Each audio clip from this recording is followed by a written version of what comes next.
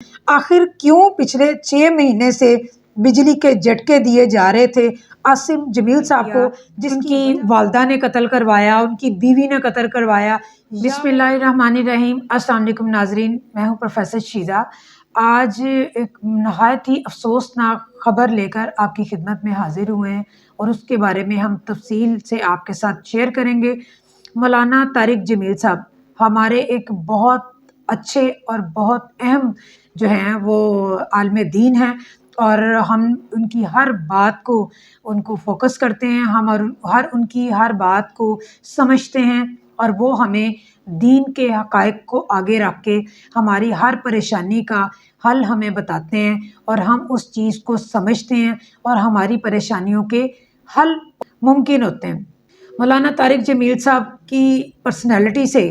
پوری دنیا واقف ہے، نہ کہ صرف پاکستانی بلکہ پوری دنیا کے لوگ ان کی عزت کرتے ہیں، ان کے ساتھ ڈسکس کرتے ہیں، اپنے تمام مسائل کا حل کرتے ہیں اور ان کی بات پر عمل کرتے ہیں، اور کوئی ایسی پریشانی یا ایسا مسئلہ ہمارا نہیں ہوتا جن کے حقائق مولانا طارق جمیل صاحب کے پاس نہ ہوں اور وہ ہمیں سمجھا نہ سکیں، اور ان کے مقابلے میں آج تک کوئی ایسا عالم دین ابھی تک نہیں آیا۔ اور بہت افسوس کے ساتھ آپ کے ساتھ شیئر کریں گے کہ کل مولانا طارق جمیل صاحب کے چھوٹے بیٹے عاصم جمیل کا انتقال ہو گیا۔ جیسے کہ آپ نے ہماری پچھلی ویڈیو میں دیکھا ہوگا کہ ہم نے آپ کے ساتھ نیوز شیئر کی تھی کہ ان کا انتقال ہوا اور کیسے ہوا۔ افسوس کی بات یہ ہے کہ ان کے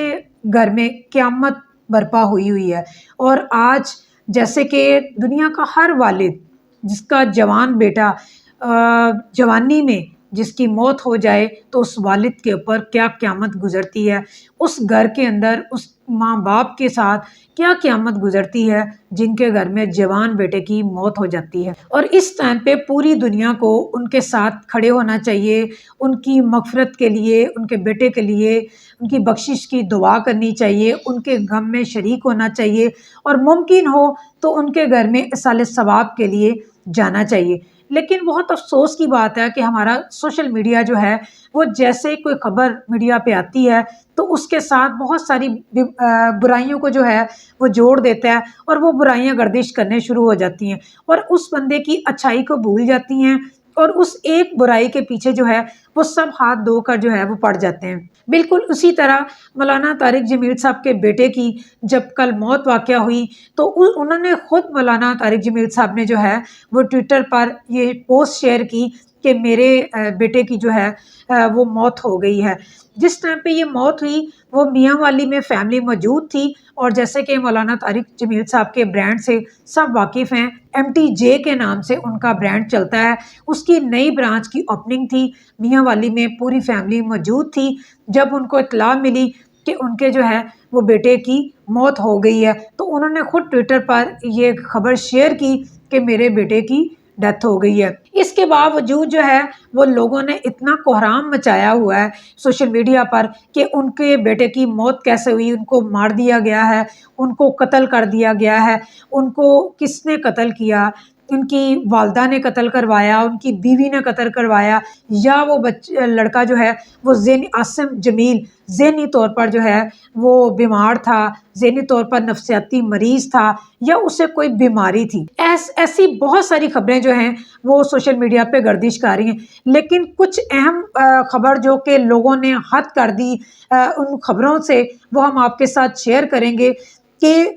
ایک ویڈیو میں مولانا طارق جمیل صاحب کے بارے میں کہا جاتا ہے کہ عاصم جمیل صاحب جنہوں نے خود اپنے سینے میں گولیاں ماری ہیں یا پھر ان کی بیوی نے انہیں گولیاں مروائی ہیں۔ آخر کیوں پچھلے 6 مہینے سے بجلی کے جھٹکے دیے جا رہے تھے عاصم جمیل صاحب کو، جس کی وجہ سے ان کی جو ہے وہ موت واقع ہوگی۔ کتنے شرم کی بات ہے کہ کسی کے گھر میں جوان بیٹے کی موت واقع ہوئی ہے، وہ بندہ جو عالم دین ہے، ہمارے دل کے قریب ہے، اور ہمارے لیے جو ہے وہ ہمارے مسائل کا نہ کہ ہمارے مسئلے کا حل، اس کے باوجود ہم ان کے لیے اس طرح کی شرمناک باتیں جو ہیں وہ کہتے ہیں۔ ایک اور جگہ پہ جو ہے وہ کہا گیا سوشل میڈیا پر کہ کس طرح ان کے بیٹے کی موت ہوئی ہے، ان کے بیٹے کا قتل کیا گیا ہے یا پھر خود انہوں نے خود کو مارا ہے۔ کل مولانا طارق جمیل صاحب کے بڑے صاحبزادے یوسف جمیل صاحب نے سوشل میڈیا پر آ کر خود جو ہے وہ ایک ویڈیو میں بڑے غمزدہ ہو کر یہ ویڈیو بیان ریکارڈ کروایا، جس میں انہوں نے کہا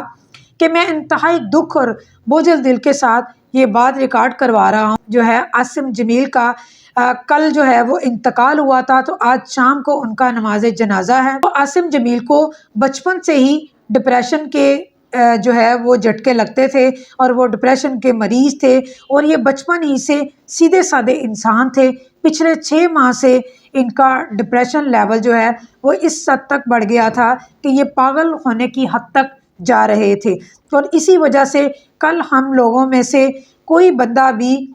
گھر پر موجود نہیں تھا، اور ان کے باعث انہوں نے گارڈ سے گن لے کر چھینی اور خود کو اپنے سینے میں گولیاں مار لیں۔